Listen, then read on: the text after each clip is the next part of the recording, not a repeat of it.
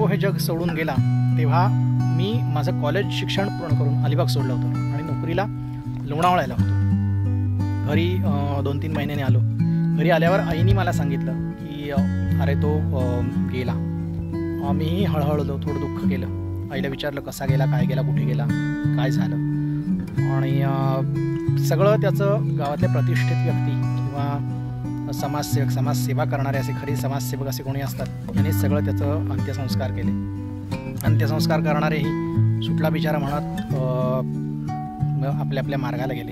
त्याच्यानंतर रडणारं दुःख करणारं कोणीच नव्हतं. एकटाच बिचारा. आम्ही म्हटलं पडला नाही, कितपत पडला नाही, आजारी होऊन करायला कोणी त्याच्या मागे नव्हतं. त्यामुळे सुटला एकदाचा बिचारा असं म्हणत सगळेजणं त्याला हळहळ व्यक्त केली आणि आपल्या मार्गाला गेले. असे अनेक व्यक्ती आणि वल्ली प्रत्येक गावामध्ये असतात जे आयुष्यभर आपल्या लक्षात राहतात, मनात घर करून राहतात आणि आपण त्यांना विसरू शकत नाही. आज एवढ्या दिवसांनी त्याची आठवण झाली. अजूनही बऱ्याचशा आठवणी आहेत. आमची त्याची ओळख मी साधारण 88 साली माझी मुंज झाली. या मुंजीमध्ये हा आमच्याकडे जवळजवळ 15 दिवस कामाला होता, राहायलाही होता. मला वाटतं निश्चित आठवत नाही, मला बरेच वर्ष झाली, पण राहायला होता आणि पडेल ती कामं करायचा. 15 दिवस कामं करायचा. गावामध्ये वाडीची कामं असतात आणि बाकीची घराव्यतिरिक्त इतर अशी कामं असतात, अगोठीची कामं असतात. तर अशा कामामध्ये सगळ्यामध्ये ह्या गावात सगळ्यांकडे जाऊन कामं करायचा. सुरुवातीला अगदी एका घरी बरेच वर्ष राहणारा त्याच्याशी काहीतरी भांडण झालं. त्यामुळे मग त्यांनी ते घर सोडलं आणि दुसरीकडे राहायला गेला. मूळचा तो सांगायचा कधी रंगात आला की आम्हाला सांगायचं आमचं वरसईला घर होतं. पेणजवळ वरसई जे गाव आहे पेणखोपली रोडवर, हे वरसई आहे त्याचं मूळ गाव. आणि त्यानंतर तो नागावला आला. त्याचे भावंडही इतर नागावमध्ये होते. पण हा जेवढा फेमस होता की ह्या जेवढा लोकांकडे जायचा, ज्यांना संपर्क होता, तसा इतरांचा कोणाचा नव्हता. त्यामुळे हा जास्ती विशेष लक्षात राहिला. मला म्हणायचं जोशा आलाच काय कॉलेजहून असं. आणि त्याचं नाव वसंता काका. आम्ही लहान असताना, म्हणजे मी सांगितलं की 4थीत असताना, 3री-4थीत असताना माझी मुंज झाली. त्याचवेळी आम्हाला हा वसंता काका थर्पिलाची बॅट करून द्यायचा. थर्पिल म्हणजे काय तर माड असतो किंवा नारळ असतो. नारळाच्या झाडाला माड असं म्हणतो आम्ही.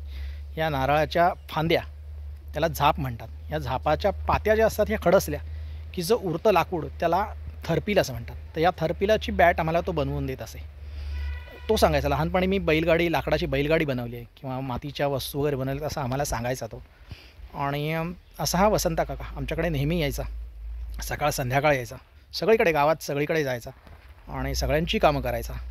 सगळी पडेल ती कामं करायच्या. आमच्याकडे कधी चिंचेचं झाड होतं, चिंचा पाडून दे. कधी आंबे असायचे, आंबे पाडून दे. फार काम करत नाही, कारण मला जेव्हा माहीत होता तेव्हापासून तो म्हातारपणाकडेच झुकलेला होता. त्यामुळे पण कमी कष्टाची अशी कामं करायचं, पण झाडावर चढायचा. आणि कधी गावामध्ये कचरा टाकण्यासाठी खड्डे बनवावे लागतात, तर असा आम्हाला खड्डा करून द्यायचा. पावसाळ्यात जमीन वाहून जाते, म्हणजे अंगणं केलेलं असतं, त्याची अंगणाची धूप होते, पाण्यासोबत वाहून जातं बुरुम. आणि मग साधारण पाऊस कमी झाला की दिवाळीच्या आसपास ही अंगणी करावी लागतात. तरी अंगणी करण्यासाठी आम्ही त्याला बोलवायचो आणि अंगणं करून द्यायचं आमचं. कधी काही लागलं, कुठून आणायचं काही, तर तेही आणून द्यायचं. लोकांकडे आणखी काही कामं करायचा. आणि असं कुठून काही जे आपल्याला शक्य नाही असं काही आणायला सांगितलं त्याला, तर तो ते खात्रीशीर आणून देत असे. बऱ्याच जणांची त्याच्याकडे मागणी असायची की गुढीपाडव्याला गुढी उभारण्यासाठी बांबू लागतात, तर हे बांबू हा प्रत्येकाला आणून देत असे. कोणाच्याही वाडीत जायचा, कोणाच्याही शेतात जायचा, तोडून आणायचा. लोकही त्याला कोणी बोलत नसत, कारण सगळ्यांच्या उपयोगी पडायचा आणि एकटाच आहे, तर त्या कोणी बोलत नसे. त्याला सगळं माफ होतं. पावसाळ्यात चारा वाढतो, म्हणजे गवत वाढतं, तर घरच्या गाई म्हशींना ह्या चारा, हिरवा चारा देतात, चार म्हणतात त्याला. तर हा वसंत काका कोणाच्याही शेतातली चार कापून आणून द्यायचा लोकांना आणि द्यायचा, पैसे घ्यायचा त्याचे, पण चार कापून आणून द्यायचा. कोणाला काही आम्हाला गावामध्ये पावसाळ्यामध्ये विशेष मी स्वतः सरपटणाऱ्या प्राण्यांना, साप प्रवर्गातील बाकी सगळे प्राणी यांना प्रचंड घाबरतो. आणि आमच्या घरामध्ये साधारण असं असतं की पावसाळ्यात पाऊस पडला की यांची बिळं भरतात आणि मग बिळं भरली की हे घरांकडे धाव घेतात. आणि मग पावसाळ्यात आमच्याकडे हे साप भरपूर मिळायचे. मी खूप घाबरायचो स्वतः. प्रत्येक आमच्या घराच्या प्रत्येक दरवाजामागे काठी आणि खोचेरा म्हणजे काय असतं तर त्रिशूळसारखं असतं की ज्याला 3 दाते असतात आणि त्या 3 दात्यामध्ये आपण सर्पाला किंवा कुठल्याही श्वापदाला पकडून ठेवू शकतो. तर हा वसंत काका आम्हाला हे त्रिशूळ म्हणजे तो खोचेरा म्हणायचा, मी त्याला खोचेरा आणून द्यायचा. कोणीतरी त्याला वसंत काका म्हणून घेऊन जा असं म्हणून कोणीतरी काही द्यायचं, त्याला पाटा द्यायचा कोणीतरी.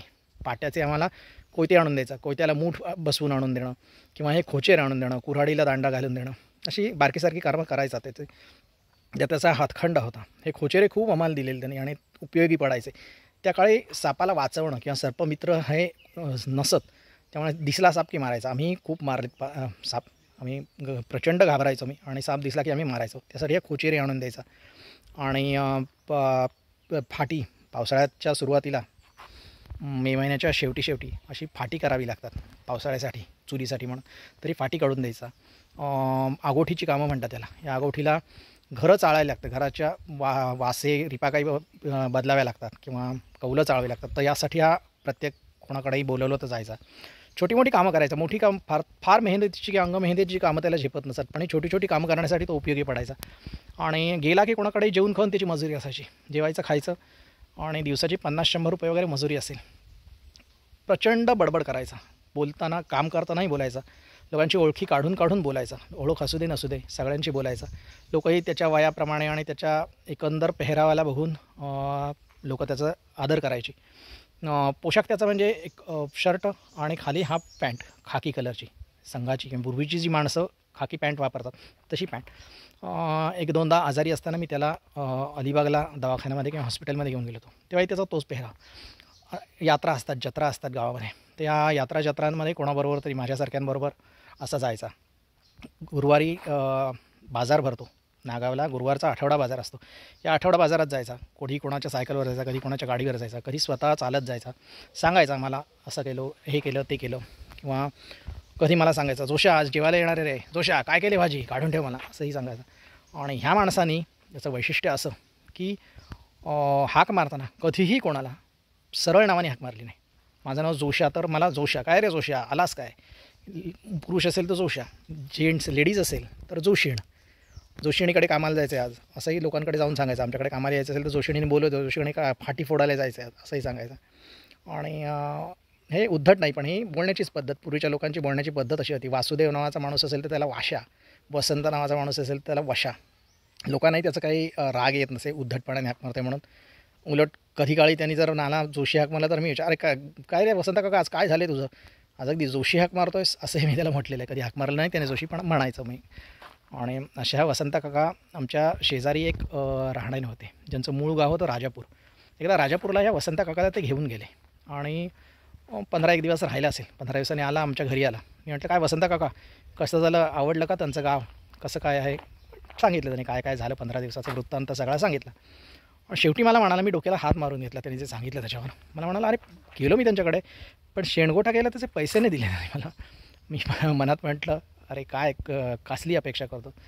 पण ते असा हा वसंत काका, साधा भोळा आणि वरून तोंडाळ असला तरी आतून सगळ्यांची कामं करायचा, सगळ्यांना धरून राहायचा आणि जगाची माहिती असणारा हा माणूस. आणि असा हा आमच्या अजूनही स्मरणात आहे. आता आम्ही नागाव सोडल्याला जवळजवळ 15 वर्ष झाली आणि त्याआधी एक 7-8 वर्ष तो हे जग सोडून गेला. आज सकाळी माझ्या बहिणीने मला मेसेज केला, तू व्हिडिओ बनवतोस त्याच्यात ह्या एक वसंत काकावर व्हिडिओ. असे अनेक व्यक्ती आणि वल्ली प्रत्येक गावामध्ये असतात जे आयुष्यभर आपल्या लक्षात राहतात, मनात घर करून राहतात आणि आपण त्यांना विसरू शकत नाही.